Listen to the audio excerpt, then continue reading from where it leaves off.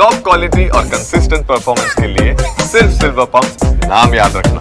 કામગીરી દરમિયાન દુર્ઘટનાનો મામલો દુર્ઘટનાને પગલે હાઈ ટેન્શન લાઇને અસર પહોંચી છે। અમદાવાદ મુંબઈ વચ્ચે દોડતી મોટાભાગની ટ્રેન પ્રભાવિત થઈ। Karnavati express, Gujarat queen, Gujarat express સહિતની ટ્રેન રદ કરવામાં આવી। વટવાથી ઉપડતી આણંદ તેમજ ભરૂચની મેમુ ટ્રેન પણ કેન્સલ કરવામાં આવી। 5 ટ્રેન ડાયવર્ટ। અમદાવાદના મુસાફરોને વડોદરા, નડિયાદ કે આણંદ ઉતરવું પડશે। રેલવે વિભાગ દ્વારા હેલ્પલાઇન નંબર જાહેર કરવામાં આવ્યો।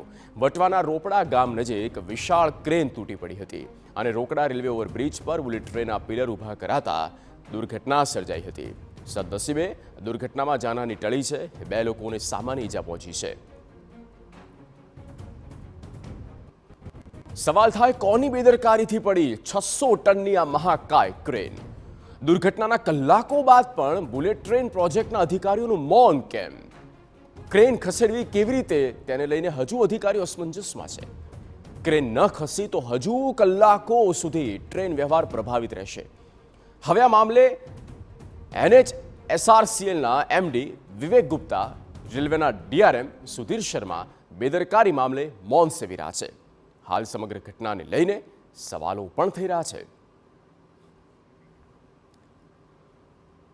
તો અમદાવાદમાં જ્યાં આ બુલેટ પ્રોજેક્ટનું કામ ચાલી રહ્યું છે, અમદાવાદથી મુંબઈ વચ્ચે આ બુલેટ ટ્રેનનું કામ જે અત્યારે સુપરફાસ્ટ ગતિથી ચાલી જ રહ્યું છે, તેમાં કોઈ બેમત નથી। પણ આ પ્રકારની ક્ષતિઓ, આ પ્રકારની બેદરકારી જે સામે આવે છે અને તેના કારણે એક મોટી મુશ્કેલી ઊભી થાય છે, એક મોટી દુર્ઘટના અહીંયા ઉદ્ભવે છે।